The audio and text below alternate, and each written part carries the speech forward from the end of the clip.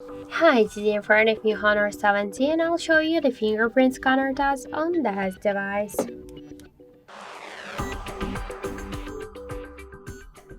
So I just set up my fingerprint to the scanner here a couple of minutes ago, and now I'll make a couple of tries to unlock the device with my fingerprint and we'll see how far the switcher is and does it works.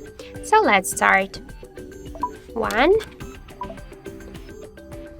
2, 3, 4, 5. So as we can see, the fingerprint scanner works here fast and correct, and we just can unlock the device less than in 1 second. This is a really good result for the fingerprint unlock method, but with a simple touch you have no chance to unlock the device. That's why you should hold for a little bit this just fingerprint scanner.